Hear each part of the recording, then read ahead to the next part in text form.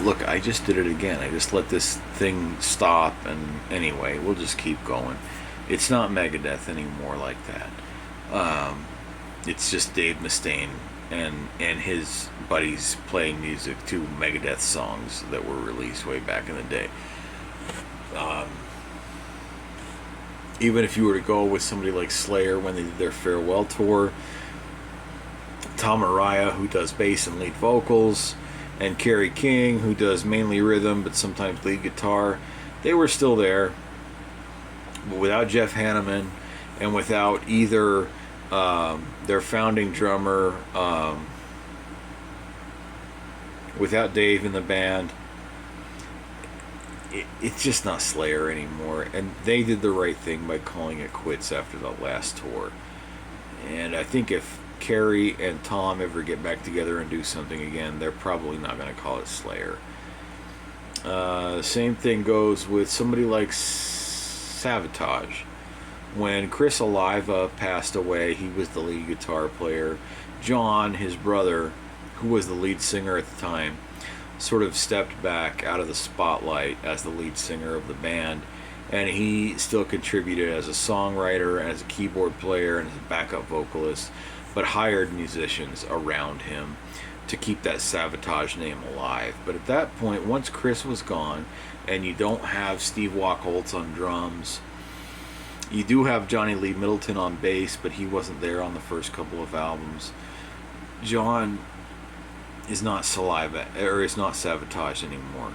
It's a totally different band at this point in time, especially if you consider the first album they released after Chris died didn't even have John's picture as a band member. It was 4 totally different musicians from what played on the first album, except for Steve Wachholtz on drums, but he didn't play on that album. John played the drums on the album. He played most of the rhythm guitars on the album, and a few of the leads, and he wrote the songs, but he surrounded himself with different musicians. At that point, it's not Savatage anymore. It's John Oliva with a group of musicians playing Savatage songs. And it went on that way for a few more albums. They even hired a different lead singer. John wasn't even singing anymore at that point in time, which was his main point, his main purpose in the band as a singer-songwriter. He wasn't even there as a singer anymore. Stepped back, got out of the spotlight, and turned basically into a musically talented producer for the band. So many other bands like that.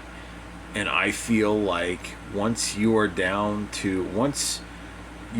to the second of 2 original members leaving, passing away, retiring from touring, whatever it is that they do, you don't have the same band anymore. And at that point in time, it's time to change the name.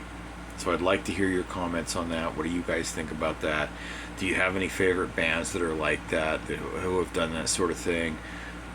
One thing I will throw on the end of this here, when Motley Crue, now there's still a debate as to whether they fired Vince Neil after 1991 or if he quit the band to do his own thing. They went ahead and put some new music together with John Corabi as lead singer and put an album out, which was self-titled. They just called it Motley Crue.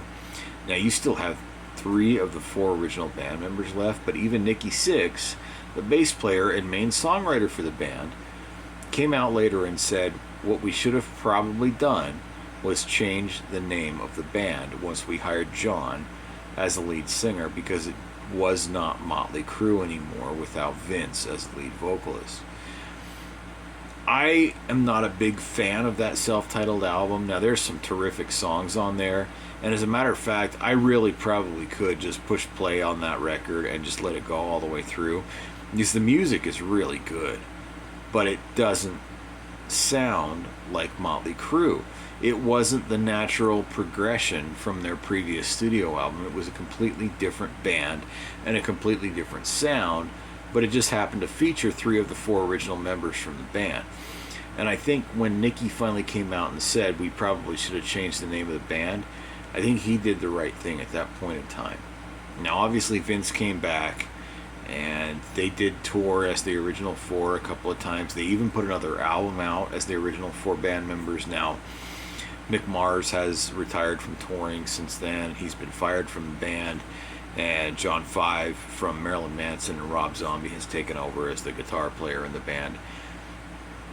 But they still recreate that Motley Crue sound on stage, even lacking as they are as far as Tommy Lee not being able to play the drums the way he used to, and Vince Neil not being able to sing anywhere near the way he used to. He doesn't have the breath control. He doesn't have the vocal command that he used to. He skips way too many words throughout the lyrics and lets the crowd pick up where he's left off. It's not really Motley Crue anymore. Nicky has sort of backtracked on his statements, and he does consider what they're doing now Motley Crue.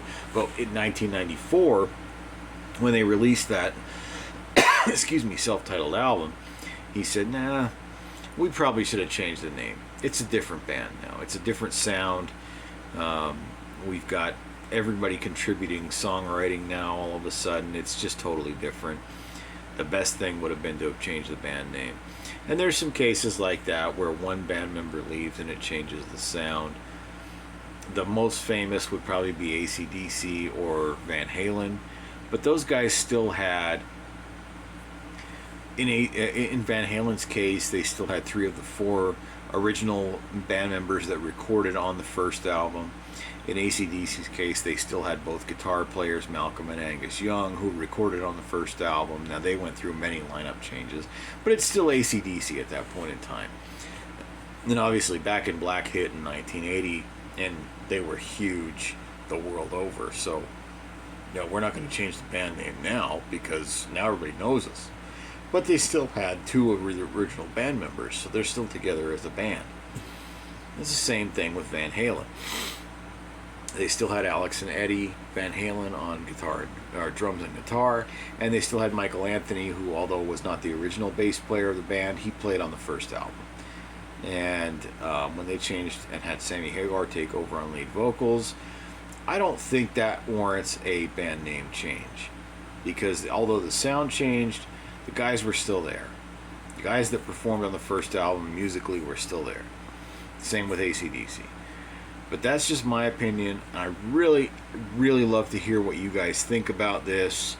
I know this turned into a little bit of a tangent, kind of a rant, kind of a, this is my opinion, and it sounds like if somebody else has a differing opinion, it might be wrong. That's not the case. I want to hear what you guys think about this. So if you guys could throw some comments in there for me and just kind of let me know what you think about this sort of thing. I'm all ears. I really want to know, even if you have a good argument for why your band, who only has 1 original band member left, is still the same band, I'd love to hear it. And again, thank you for listening. Thank you for tuning into the channel, and there's more videos to come very soon.